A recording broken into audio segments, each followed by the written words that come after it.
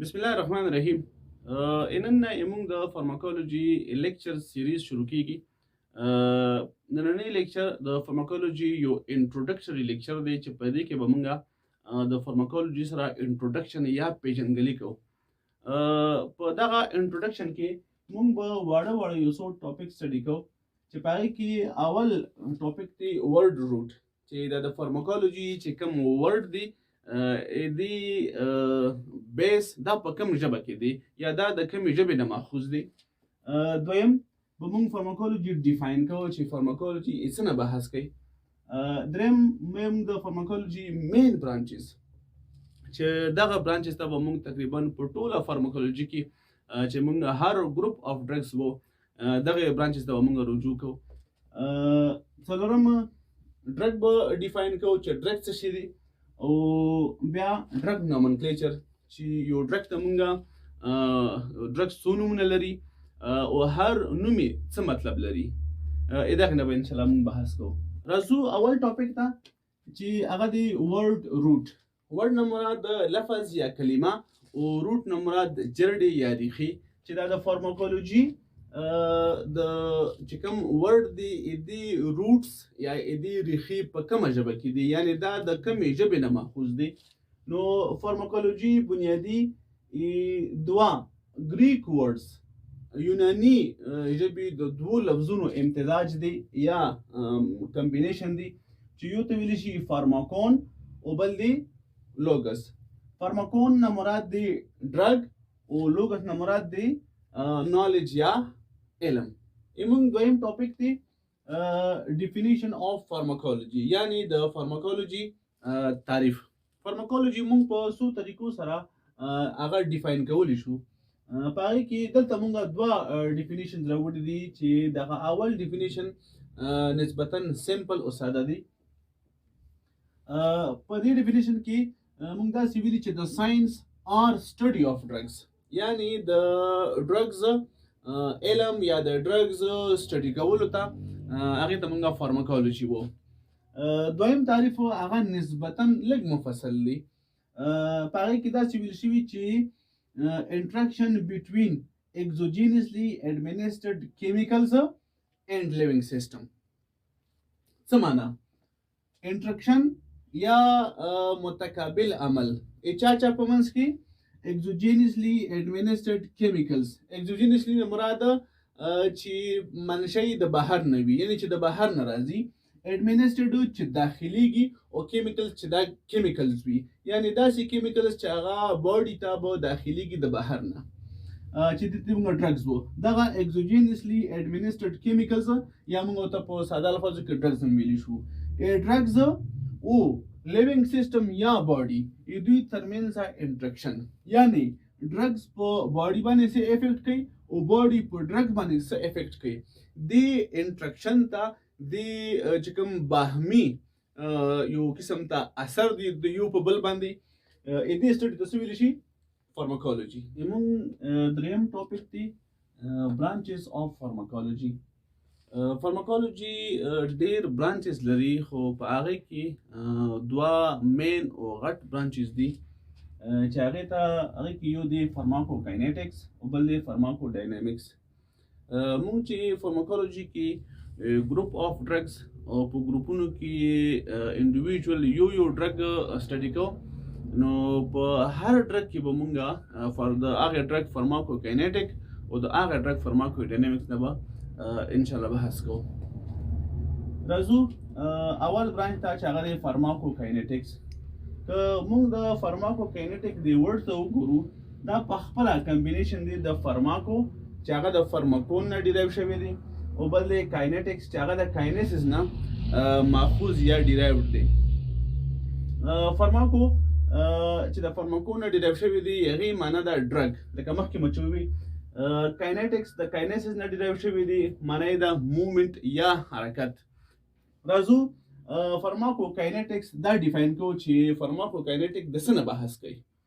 فارماکوکاینیټکس سمپلی موږ داسې ډیفاین کولی شو چې واټ د باډي ډز ټو د ډرګ، یعنی څه چې وجود په ډرګ باندې کوي، کم عملونه چې وجود په ډرګ باندې کوي دغه ته ویل شي فارماکوکاینیټکس. دلته کې it does نه مراد هغه عملونه دي چې باډي په ډرګ باندې کوي. په فارماکوکاینیټکس کې چې باډي کم عملونه په وجود باندې کوي هغه مونږ بنیادی په دوه کټګوریز باندې ویشلي دي چې په هغې کې دغه عمل یو قسم عمل ډرګ ته مومنټ ورکول دي او بل قسم عمل په ډرګ کې چینج راوستل دي. هغه عملونه چې هغه د ډرګ د مومنټ سره تړاو لري په هغې کې یو عمل دی ابزورپشن یعنی جذب، بل ډسټریبیوشن یعنی خورېدل، او بل دی اکسکریشن یا چې ډرګ د باډي نه آوټ کیږي. ابزورپشن سمپلی مونږ داسې ویلی شو چې که ډرګ مونږ وجود ته د هر روټ نه داخل کو خو چې دغه مومنټ وکړي وزي بلډ ته انټر شي، دغه بلډ ته انټر کېدل د یو ډرګ دغې ته مونږ وایو ابزورپشن. او موږ په دې پوهېږو چې کله ډرګ بلډ ته انټر شي نو بلډ چونکې په باډي کې سرکولیشن کوي نو دغه ډرګ د بلډ په ذریعه باندې د وجود مختلف برخو ته هغه ډسټریبیوټ کېږي چې هغې ته موږ ډسټریبیوشن وو. او کله چې بلډ خپل وخت تیر کړي، خپل افیکټ شو کړي، هغې نه وروسته باډي دغه ډرګ د وجود نه اوباسي، مومنټ ورکوي او د وجود نه اوباسي چې دغه پروسس ته مونږه اکسکریشن وو.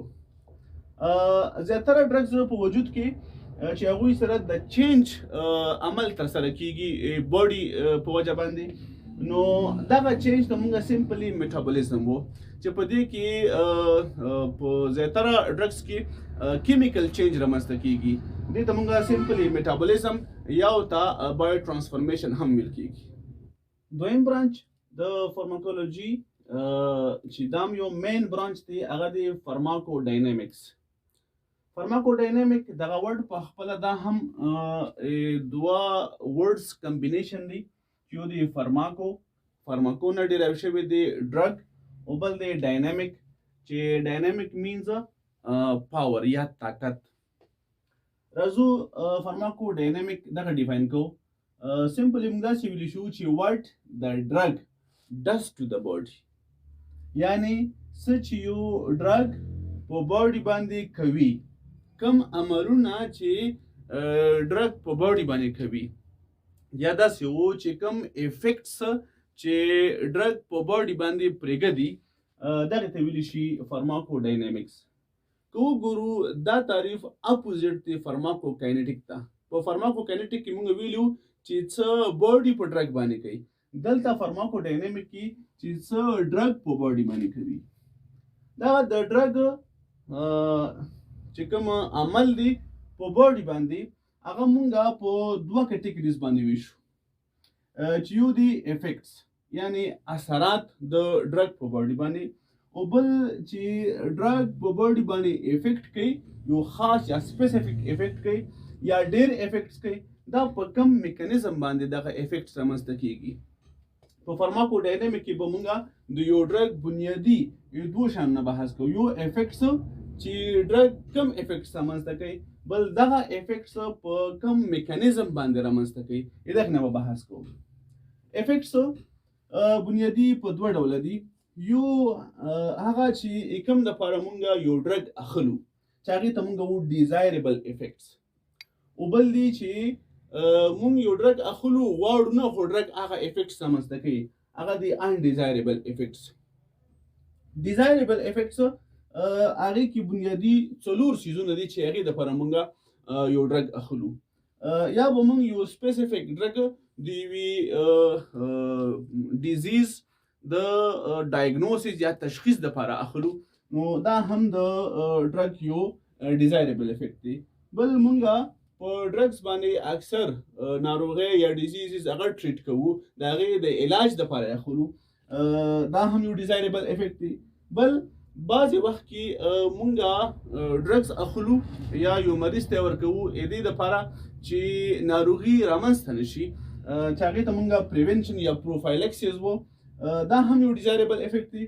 بعضې وخت کې کوم ډیزیز موجود نه وي په انسان کې، یوازې دې دپاره چې د دغه چې کوم د هیلدي سټیټ دی هغه په همدغه خپل حالت باندې مینټین پاتې شي، نو چې د هیلث د مینټیننس لپاره موږ ډرګ اخلو دا هم موږ یو ډیزایربل افیکټ دی چې په دې حالت کې موږ اکثر دغه ملټي وایټامینز خلکو ته ورکوو. دویم نمبر افیکټ د ډرګ هغه انډیزایربل افیکټ دی. انډیزایربل افیکټس کې دا بنیادی په درې ډوله دي چې هغې کې اول نمبر انډیزایربل افیکټ هغه ساید افیکټس دي. کله چې یو ډرګ په یو چا باندې بد اثر وکړي خو مایلډ یعنی په ډېره کمه درجه باندې دغه موږ د ساید افیکټس په کټګوري کې راولو. لکه فار ایگزامپل که یو ډرګ څوک واخلي او دغه انسان ته بالفرض نازیا یعنی د زړه بدوالی رامنځته شي نو دا یو مایلډ افیکټ دی د ډرګ او یو قسم ته نه خوښونکي افیکټ دی ځکه ورته موږ انډیزایربل افیکټ وایو.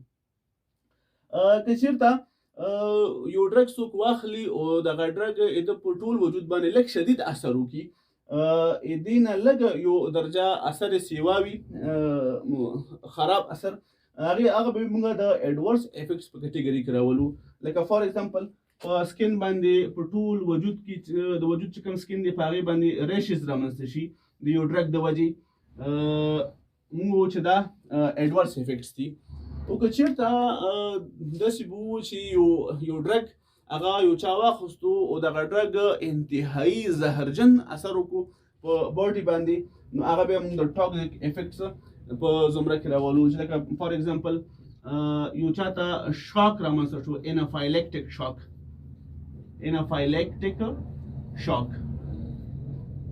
شاک دا یو خطرناک تاثیر دی زهرجن تاثیر دی. دغسې انډیزایربل افیکټ ته موږ ټاکسیک افیکټس وو. راځو موږ ګورو چې فرماکو ډاینامیک چې په دې کې موږ ووایو چې ډرګ به افیکټ رامنځته کوي او بل دغه د افیکټ رامنځته کولو میکانیزم نه به موږ بحث کوو. دلته موږ یو اوریجنل مثال راوړی دی د اډرینالین. اډرینالین یو هورمون دی چې موږ یا د انسانانو باډیز دا یې په خپله هم سنتسایز کوي او موږ یې د ډرګ په حیث باندې د بهر نه هم اخیستی شو. فار ایگزامپل یو داسې کس دی چې هغه شوګر لیول په وینه کې کم شوي دی چې هغې ته موږ هایپوګلایسیمیا وو. موږ غواړو چې د شوګر لیول های شي. د انسانانو په لیور کې شوګر د ګلایکوجن په فارم کې هغه سټور شوي وي. نو کله چې موږ غواړو چې دا ګلایکوجن مات شي او په ګلوکوز باندې بدل شي گلوکوز راوځي بلډ ته او دغه چې کوم هایپوګلایسیمیک سټیټ دی هغه هایپرګلایسیمیک سټیټ ته بوځي. دې لپاره موږ ډرګ ورکو اډرینالین. دغه اډرینالین چې کله موږ واخیستو دا ځي لیور سیل ته. په لیور سیل کې سیل ممبران چې کوم د سیل ممبرین دی د لیور سیل هغې باندې جي پروټین په نوم باندې یو پروټین پروت وي. دغه جي پروټین د اډینالایل سایکلیز دلته کې ما په ای او سی سره دغه انزایم ښودلی دی. دا جي پروټین د اډینالایل سایکلیز سره یوځای کېږي. کله چې اډینالین د جي پروټین سره چې کوم د جي پروټین ریسپټر دی هغې سره یوځای شو هغې نه وروسته دغه اډینالایل سایکلیز سره دغه جي پروټین یوځای کېږي او اډینالایل سایکلیز انزایم هغه اکټیو کېږي. د اډینالایل سایکلیز انزایم فنکشن څه دی چې دا به ATP دا به بدلوي په څه شي باندې په AMP باندې. AMP سایکلیک AMP ورته موږ وایو. ښه سایکلیک AMP نور بیا د دغې اډرینالین کار په مخ بوځي. هغه څنګه دلته په لیور سیل کې دننه یو انزایم موجود دی په نوم د پروټین کاینیز خو دا په ان اکټیو فارم کې وي چې دلته کې موږ په ګرین رنګ باندې ښودلی دی. دغه ان اکټیو پروټین کاینیز د سایکلیک AMP په موجودیت کې دا اکټیو فارم ته اوړي چې موږ په سور رنګ دلته کې شو کړی دی. نو دې ته موږ وایو اکټیو پروټین کاینیز. دغه اکټیو پروټین کاینیز بیا په یو بل انزایم باندې چې دا دلته کې موږ په بلو رنګ باندې ښودلی دی هغه دی فاسفوریلیز کاینیز خو دا هم په ان اکټیو فارم کې دی. دغه اکټیو پروټین کاینیز عمل کوي په دې انزایم باندې. دا انزایم کنورټ کوي په اکټیو فارم ته چې هغې ته موږ وایو اکټیو فاسفوریلیز کاینیز. ښه دې انزایم اکټیو پروټین کاینیز اکټیویټ کو یو بل انزایم اکټیو فاسفوریلیز کاینیز دغه اکټیو فاسفوریلیز کاینیز بیا یو بل انزایم هغه اکټیویټ کی دا ان اکټیو فارم کې دا انزایم موجود دي چې هغه ته موږ وو ګلایکوجن فاسفوریلیز بی دا ان اکټیو فارم دی د دې انزایم اکټیو فاسفوریلیز کاینیز په موجودیت کې دا انزایم چې موږ ته ګلایکوجن فاسفوریلیز بی وو دا کنورټ کیږي چیرته ګلایکوجن فاسفوریلیز ا ته چې دا د انزایم اکټیو فارم دی ها دا هغه انزایم دی ګلایکوجن فاسفوریلیز ا چې دا ګلایکوجن کنورټ کوي څه شي ته ګلوکوز ته نو ګلایکوجن دا thousands of glucose molecule لري ګلوکوز تنه بیلیږي او دغه ګلوکوز به راځي چېرته بلډ ته سیل نه به بهر راوځي سرکولیشن ته به راځي او په بلډ کې به د ګلوکوز لیول څنګه کیږي های کیږي ګلوکوز لیول های کېدل چې د هایپوګلایسیمیک سټیټ نه هایپرګلایسیمیا ته خبره لاړه دا افیکټ وو د چا د اډرینالین او دا افیکټ څنګه رامنځته شو دا هغه میکانیزم اف اکشن دی چې دې نه تر دې پورې چې دا یو انزایم بل انزایم دا کیسکیډ چروانو دغه میکانیزم اف اکشن دی په فارماکو ډاینامیک کې بنیادی مونږه دوه سوالونو ته جواب وو اول چې what the drug do چې دا مونږ کوم دوی مریض ته ورکو یا اخلوي دغه ډرګ څه کار کوي او بل how the drug do دغه څه کار what the drug do دا افیکټ چې مونږه افیکټ رامنځته کوو او بل how the drug do هغه میکانیزم اف اکشن دی